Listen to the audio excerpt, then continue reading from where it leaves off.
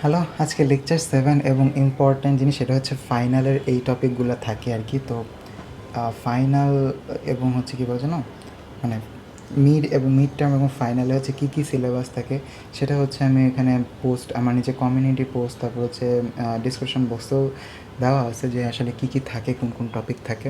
তো প্রত্যেকটা ভিডিওর নিচেই দেওয়া আছে। তো মিডের কী টপিক, ফাইনালের কী টপিক, তো এটা নিয়ে আমি এখন ডিসকাস করবো না, ডিসকাস করলে সময় নষ্ট হবে। তো এটা হচ্ছে ফাইনালের টপিক। টপিক 1 হচ্ছে কি ইমপ্লিসিট ডিফারেন্সিয়েশন, অথবা এরকম হতে পারে যে অনেকের আবার মিডের মধ্যে ইমপ্লিসিট ডিফারেন্সিয়েশন দিতে পারে, এটা বলা যায় না। এক একটা ভার্সিটি, এক একটা ফ্যাকাল্টি এক এক রকম কাজ করে, সুতরাং এটা আমার হাতে নেই। তো আমার হাতে কী আছে আমি এটা বুঝিয়ে দিব, টপিকটা বুঝিয়ে দিব, এটাই আছে। তো সুতরাং লেকচার 7-এ আসি আমি। লেকচার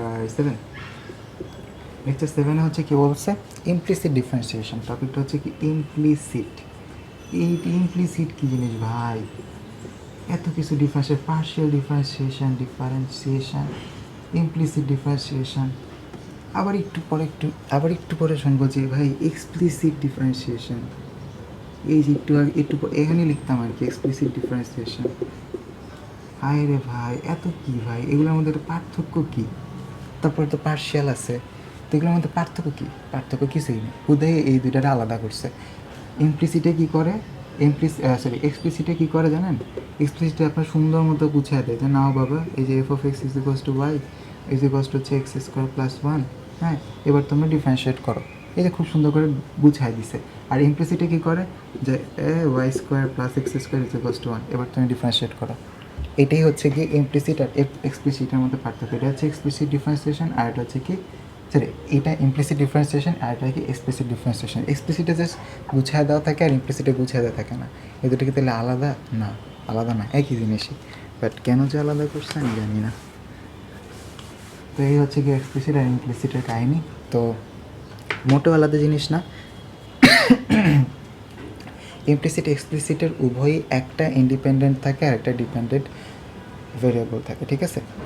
ডিপেন্ডেন্ট ভেরিয়েবল থাকে। তো এখন অপারেটর সেট করতে হবে। যদি হচ্ছে এখন কথা হচ্ছে অপারেটর সেট বলতে কী বুঝেছে, ধরেন হচ্ছে Y cube is plus X cube equals to 0। হ্যাঁ, তো এটার কী করতে হবে, আমাদের ডিফারেন্সিয়েট করতে হবে, অবশ্যই ইমপ্লিসিট ডিফারেন্সিয়েশন।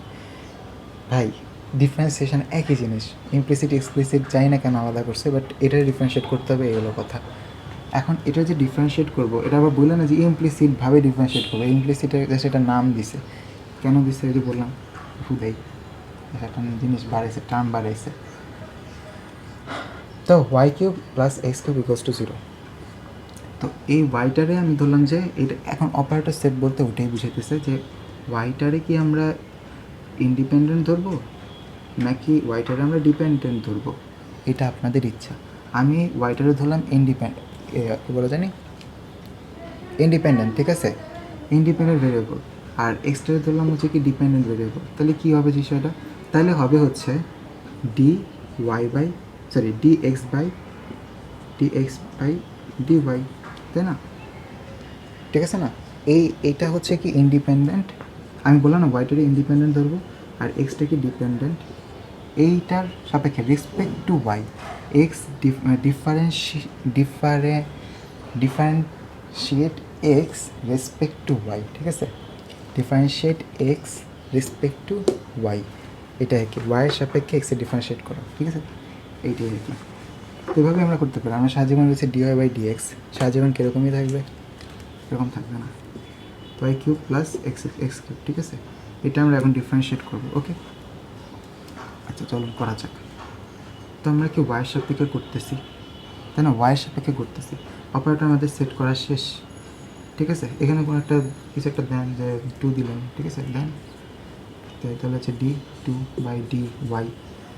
তো এখন এটা তো কনস্ট্যান্ট, এটা তো 0, এটা আমরা জানি।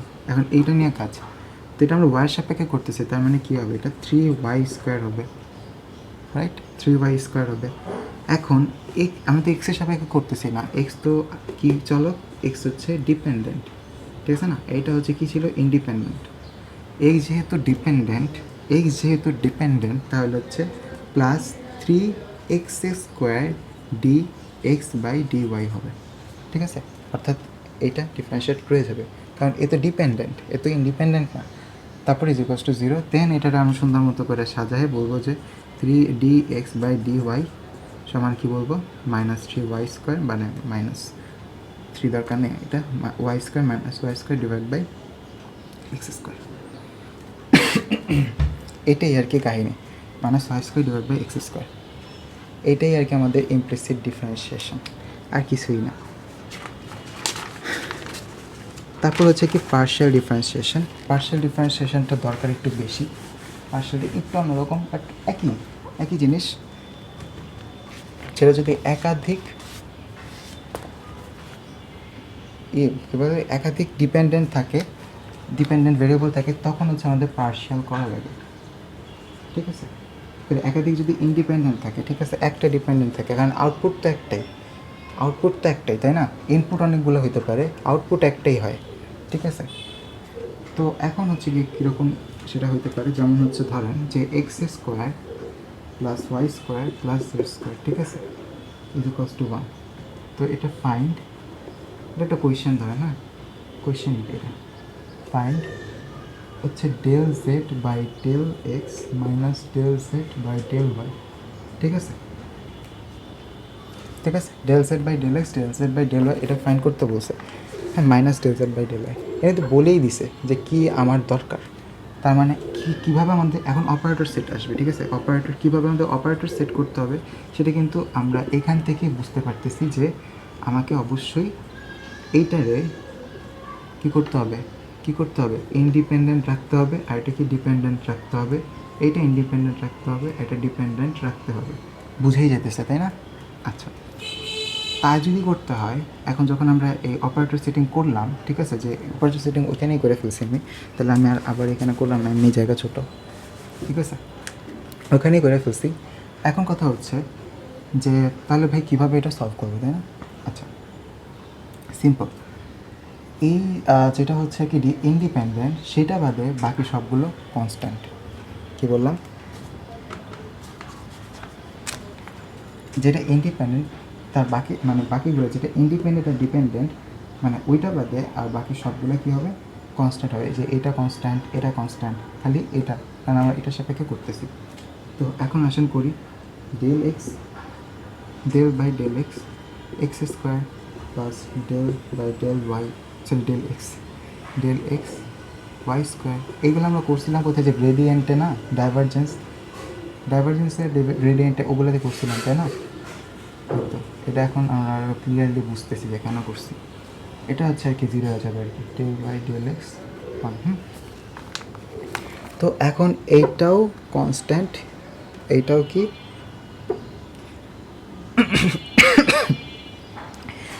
এটা হচ্ছে ডিপেন্ডেন্ট, তাই না? তার মানে এইটা কিন্তু কনস্ট্যান্ট, কারণ এইটা তো বলে দিছি যে এইটা হচ্ছে এই ∂x এর সাপেক্ষে y² কনস্ট্যান্ট, কারণ ও নিজেও তো একটা ইন্ডিপেন্ডেন্ট, তাই না? ইন্ডিপেন্ডেন্ট হিসেবে কাজ করতেছে, কারণ ও তো কনস্ট্যান্ট, ও হচ্ছে কনস্ট্যান্ট। তার মানে এখানে নোট দিয়ে দেবেন যে y = কনস্ট্যান্ট, ওকে। এই ক্ষেত্রে যখন x এর সাপেক্ষে রেসপেক্ট টু x আমরা কাজ করবো তখন, তো এইটার আমরা কী বলবো, 2x বলবো। তো এটা কনস্ট্যান্ট, তার মানে 0, প্লাস হচ্ছে 2z, তারপর ∂z/∂x, ঠিক আছে, 2z ∂z/∂x একদম ডিফারেন্সিয়েটের মতো না, জাস্ট একটা এক্সট্রা ইন্ডিপেন্ডেন্ট ভেরিয়েবল ছিল যেটাকে আমরা কনস্ট্যান্ট ধরছি, ঠিক আছে।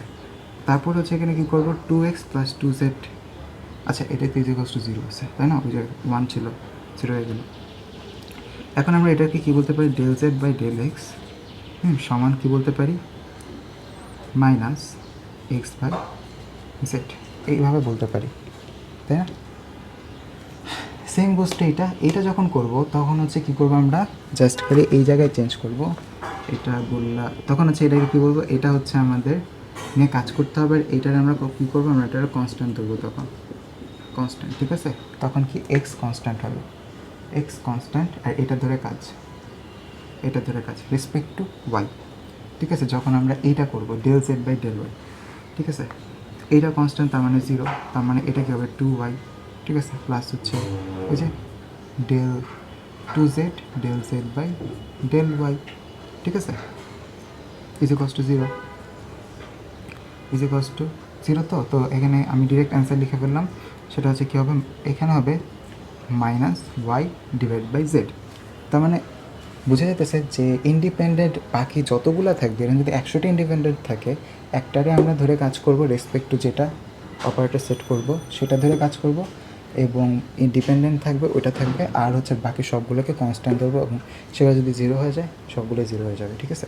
অর্থাৎ আরও যদি এরকম গুণ আকারে থাকে সেই ক্ষেত্রে তো আর জিরো করতে পারবো না। ধরেন যদি বাই ডেল এক্স করি, হ্যাঁ এক্স, তাহলে কী হবে, তখন হচ্ছে আমাদের ওয়াই জেড থাকবে, তাই না। কিছু তো করার নেই, কারণ আমরা জানি যে কনস্ট্যান্ট যদি হচ্ছে এক্সের সাথে থাকে তখন হচ্ছে এক্স ইকোয়ালস টু 1 হলে তখন 2 থেকে যায় না, তো বিষয়টা এরকম মানে কনস্ট্যান্টের মতো বিহেভিয়ার করবে। সুতরাং পার্শিয়াল ডেরিভেশনও কমপ্লিটলি ওই আগেরটার মতনই, তাই না, নর্মাল ডেরিভেশন ডিফারেন্সিয়েশনের মতনই। তো এই হচ্ছে আর কি পুরো হোল কনসেপ্ট পার্শিয়াল, তারপরে ইমপ্লিসিট, এক্সপ্লিসিট।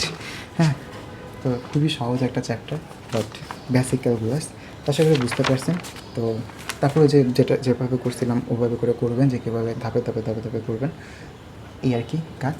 তো আশা করি আপনারা বুঝতে পারছেন, প্র্যাকটিস করেন, দেখবেন হচ্ছে আরও এগুলো ক্লিয়ার হয়ে যাবেন। যখন যদি কোনো জায়গায় ঠেকেন বা কোনো প্রশ্ন থাকে তাহলে অবশ্যই আমাকে আস্ক করতে পারেন, আমাদের কমিউনিটিতে আস্ক করতে পারেন, তারপর হচ্ছে আছে ফেসবুক গ্রুপ আছে ওখানে আস্ক করতে পারেন, অথবা হচ্ছে কমেন্টেও আমাকে বলতে পারেন যে আসলে কোন জায়গায় প্রবলেম হইতেছে।